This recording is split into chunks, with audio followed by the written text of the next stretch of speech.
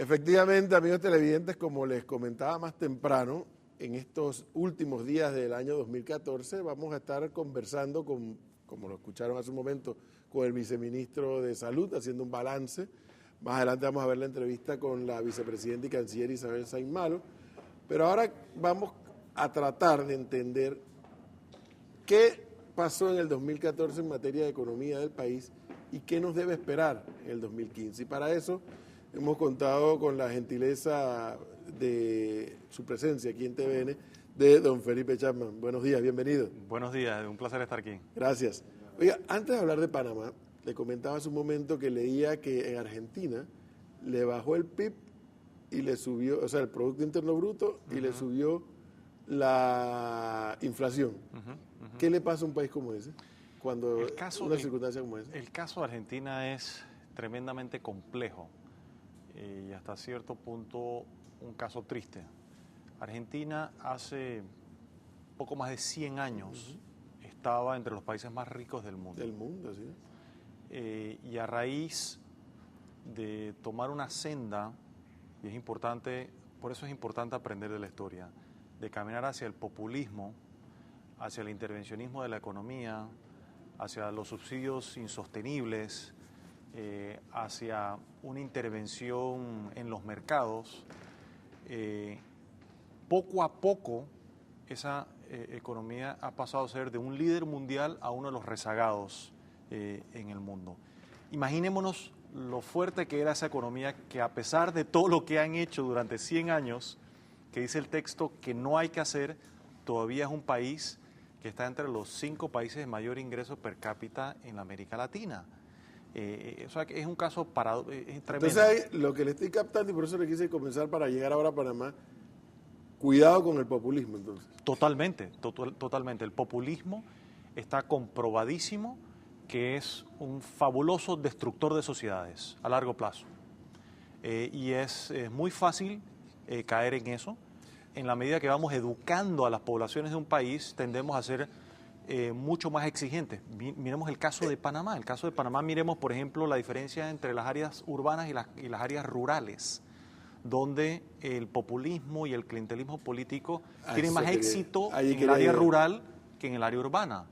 Y en las áreas urbanas, inclusive en las áreas que tienen acceso a mejor educación privada y pública, tiende a haber entonces más exigencia de rendición de cuentas. Lo interesante de esto, don Felipe Chapman, es que el que recibe los beneficios de este populismo es feliz. Un poco lo que pasó en Venezuela también. Sí, sí. Pero ¿cómo logramos que el televidente que nos está escuchando en estos sectores que reciben estos beneficios, entre comillas, entiendan que eso nos puede generar un problema a mediano o largo plazo como país entero?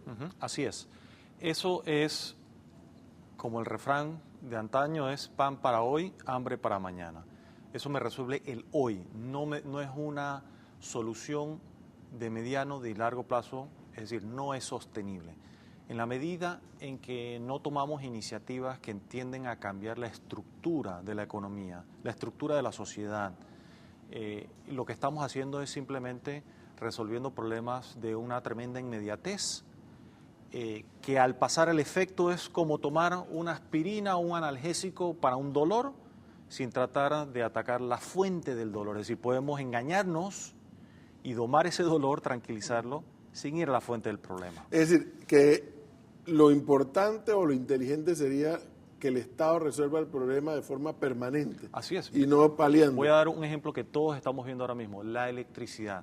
A mí me llama la atención que todo el mundo habla, es más, venía en el auto escuchando decir, están bajando los combustibles y está aumentando la electricidad. No, la electricidad no ha aumentado. Lo que han empezado a desmontarse son los subsidios, el populismo, el clientelismo. De una forma irresponsable se montó un programa de subsidio y de transferencia de recursos a la electricidad donde se le enviaban señales totalmente equívocas al consumidor. Es decir, al consumidor no se le decía, usted puede consumir lo que usted quiera y no le va a subir el aumento del consumo. Lo que ocurría, por ejemplo, con los derivados de petróleo en Venezuela, donde la gasolina en un momento dado era inclusive hasta más barata que el agua. Entonces, por supuesto, se convierten en incentivos perversos. En estos días estaba con un cliente conversando y me decían molesto porque le estaban recortando subsidios a la electricidad. Le digo, ¿me está aumentando la luz? Digo, no, no te está aumentando la electricidad. Te están recortando subsidios que usted no necesita. Le digo, no, pero me encantaban. Por supuesto que te encantaban, pero usted no necesita esos subsidios a la electricidad y le está enviando señales equívocas. ¿Qué vas a hacer ahora? No, ahora voy a tomar iniciativas de ahorro, de mayor uso eficiente de la electricidad. Estamos hablando de un empresario de un alto nivel educativo. A lo que vamos es la señal que mandamos a la sociedad como un todo, y eso es importante que estemos conscientes a los que hacen las políticas públicas. Cuando tomamos decisión de un subsidio, de un programa de transferencia de recursos, estamos enviando un mensaje alto y claro a la sociedad que modifica comportamientos. E insisto, el tema de la electricidad, y es importante que estemos claros, no está aumentando el precio de la electricidad. Lo que estamos es desmontando un subsidio. Antes estábamos subsidiando aproximadamente unos $500 millones al año. Sí, aquí nos lo explicó el viceministro. Así es. Millones de millones. Y ahora tenemos incluso pagando energía que no habíamos usado. Por supuesto.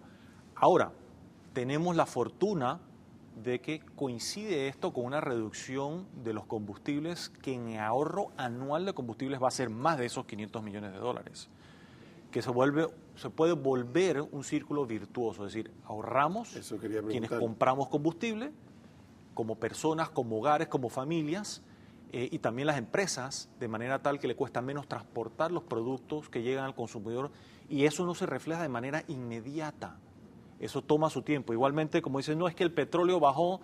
Si el petróleo bajara de 140 a 70 en 24 horas, en 72 horas no se va a ver el precio en el combustible. Se va a ver probablemente meses después. Déjeme tocar entonces ya el caso nuestro aquí panameño. Me indican los pilares de nuestra economía son el Canal de Panamá, Zona Libre de Colón, construcción, turismo y centro financiero. Al mismo tiempo escuché un informe del MEF que el PIB panameño ha aumentado. Correcto. ¿Y la inflación? La inflación está disminuyendo. Y la inflación está disminuyendo porque estamos creciendo a unos niveles mucho más manejables. Nosotros en Indesa, en nuestra firma, hace unos meses calculamos y continuamente lo estamos recalculando, rehaciendo el análisis de lo que se llama el crecimiento ideal o el crecimiento potencial de la economía.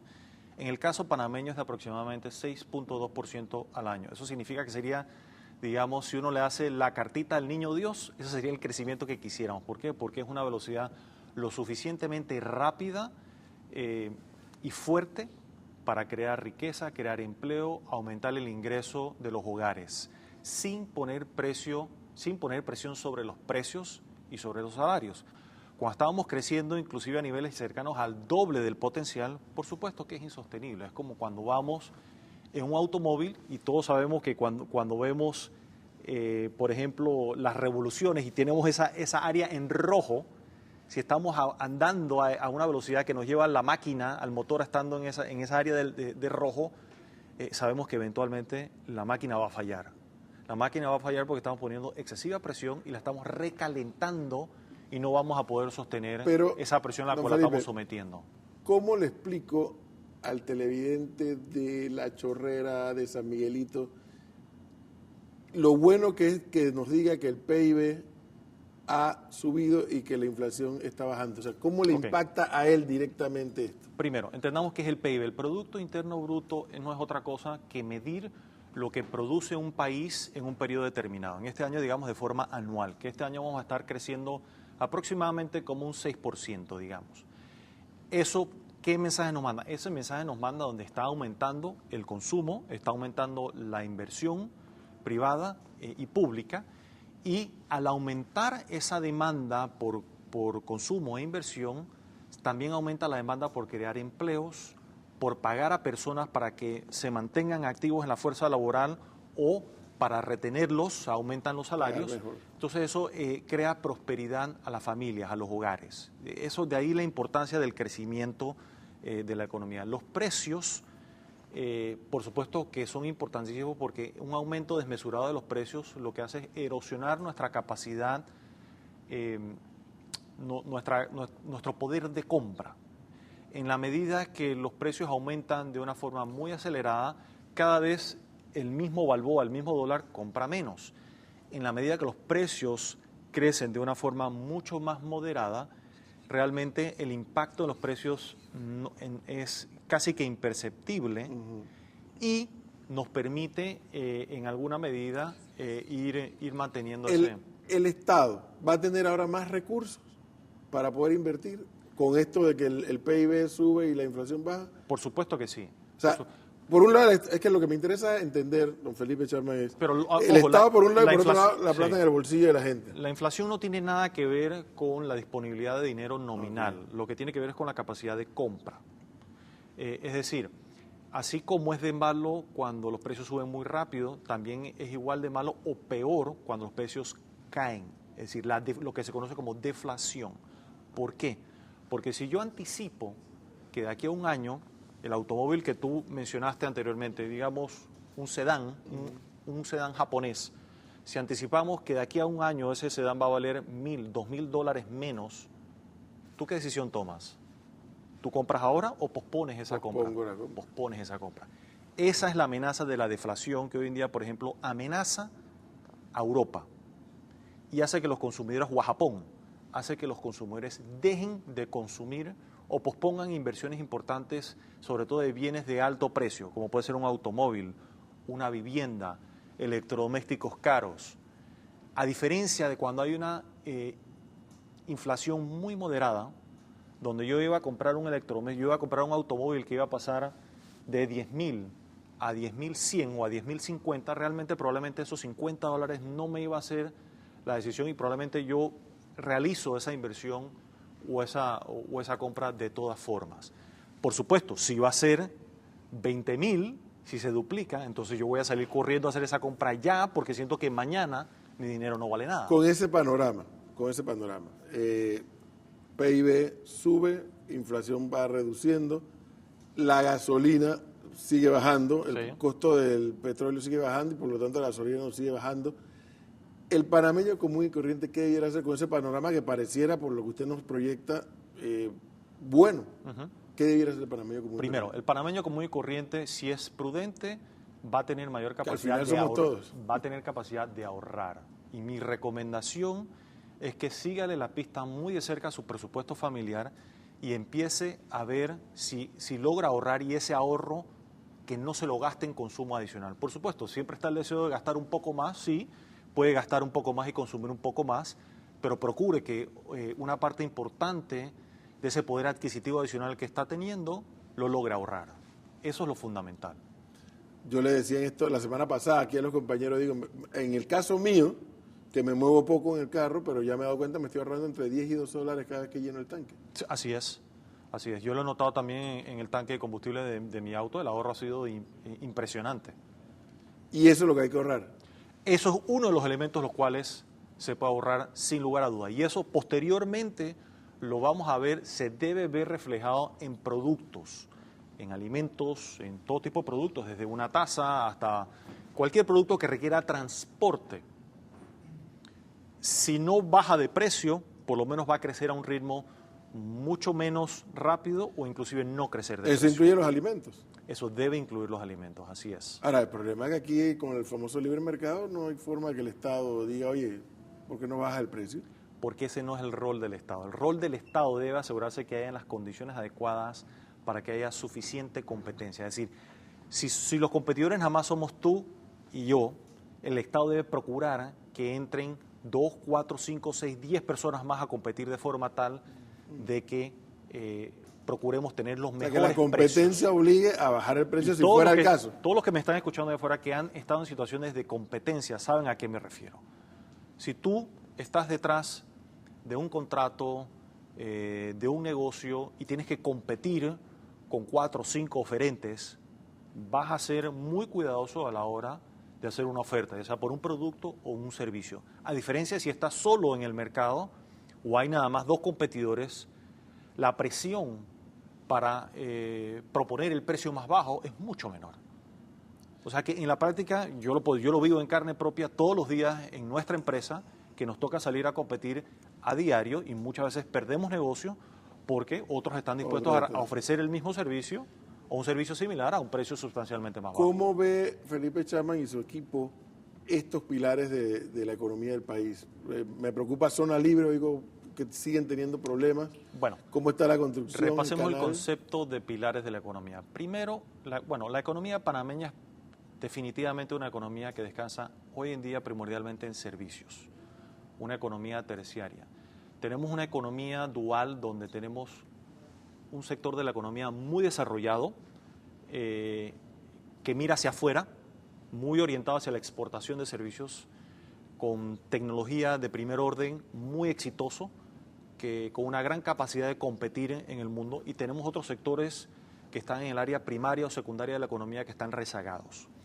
Ahora, la economía panameña, a pesar de que descansar mucho en servicios, es una economía que está altamente diversificada. Aquí no hay un único sector que represente más del 8 o 9% del Producto Interno Bruto, lo cual es una gran fortaleza de la economía panameña. Inclusive el Canal de Panamá, que a veces se piensa que representa una parte importantísima. El Canal de Panamá representa menos del 6% del Producto Interno Bruto. Por supuesto, como empresa, autoridad del Canal de Panamá, una empresa que te represente ese peso en la economía es importantísima, pero como sector económico es importante, mas no somos dependientes de ello, ni tampoco de la zona libre, ni tampoco de la banca, ni tampoco del turismo.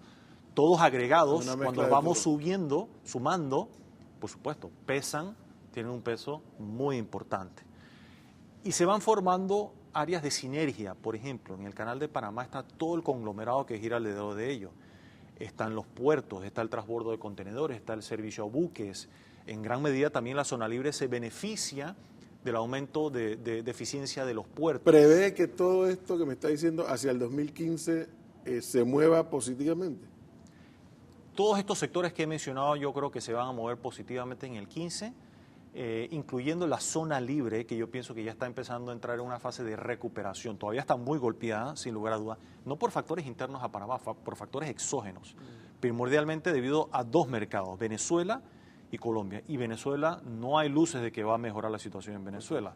Es más, es una economía, a diferencia de Panamá, que no depende de un solo sector, es altamente dependiente del sector petróleo, que a los precios de hoy en día, el impacto no solamente fiscal, sino el impacto en términos de subsidio, de transferencia de recursos, para Venezuela es enorme.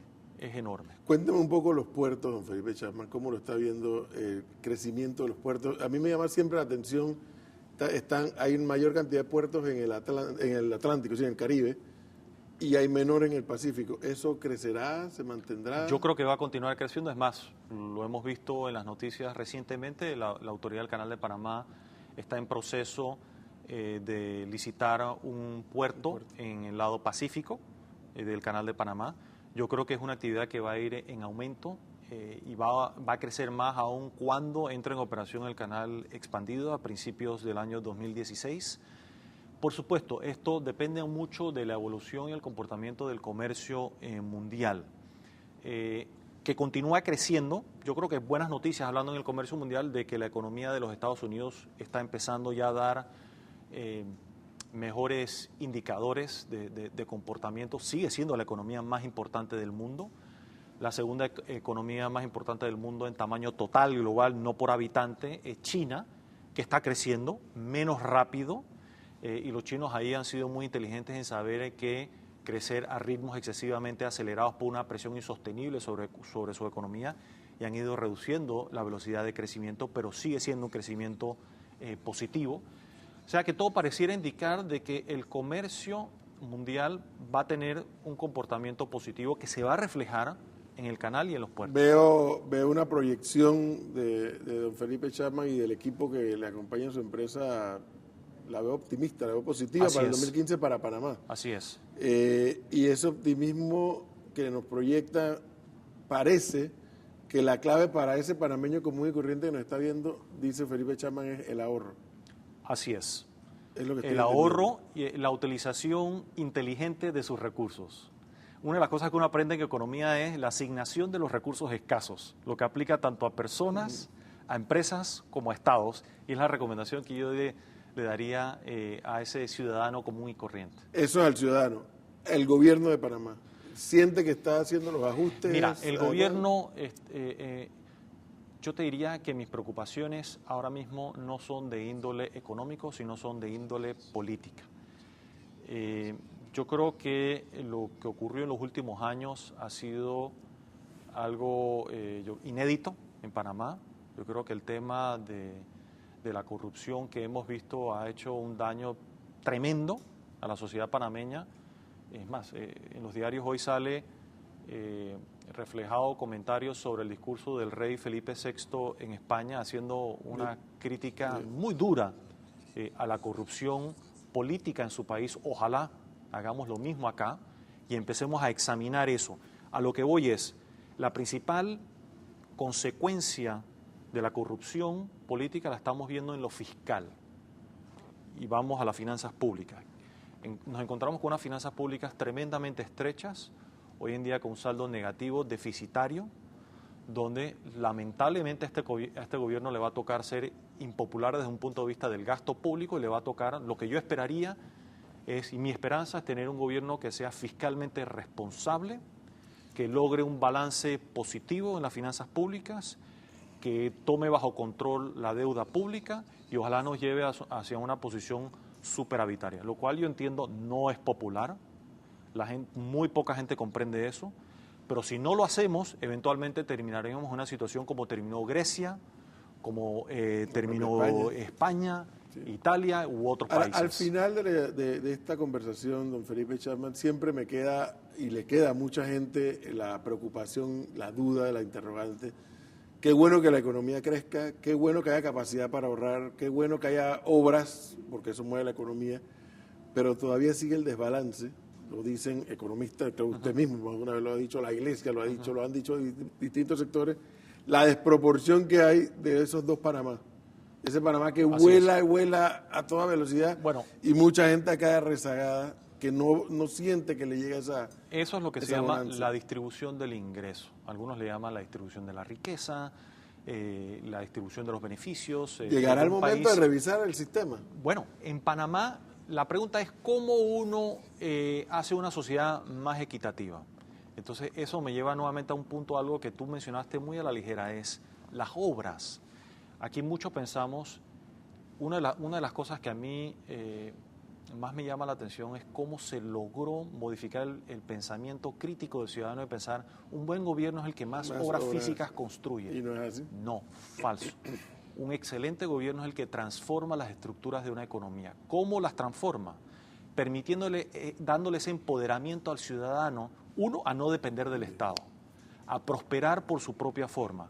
¿Cómo prosperas a través tuyo? Bueno, primero te dan acceso a una educación que te lleva a entender lo que ocurre en el mundo. Te da acceso a tecnología y conocimiento de punta que te permita no solamente acceder y aprovechar las oportunidades que te ofrece tu país, sino el mundo en el siglo XXI. O sea, son elementos que realmente se ven poco y son políticamente no redituables, pero que realmente crean riqueza a largo plazo y que van disminuyendo las brechas a lo largo del tiempo entre siempre, yo creo, pensar en una sociedad igualitaria donde un dólar, yo creo que eso realmente es utópico e inclusive puede ser hasta dañino. ¿Tú quieres que haya en alguna medida competencia, que haya creatividad y el que está dispuesto a llevar una vida más sacrificada, que trabaje más, pues que goce y lo que busca son beneficios económicos, pues que los disfrute. Pues. Entonces, amigos televidentes, ahorrar. Hay la posibilidad de ahorrar y nos dicen que el ahorro es la clave de esta historia. Ojalá ahorrar para invertir en la educación de sus hijos, para que les dé una mejor oportunidad y exigirle a las autoridades que con el tiempo vayan mejorando a quienes no pueden pagar una educación privada, exigir que la calidad de la educación, por ejemplo, es decir, cuando regresamos a las pruebas PISA y decir, ¿por qué en 10 años no nos ponemos como meta que Panamá esté número 1 en PISA en América Latina? Esas son las metas que uno quisiera ver como sociedad. Don Felipe Chapman, muchísimas gracias. Como siempre, interesante escuchar estas proyecciones. Todo pinta, y ojalá que sí, de la pintura pasa a la realidad. Eso es lo más interesante. Ojalá sí sea. Muchísimas gracias, muy amable.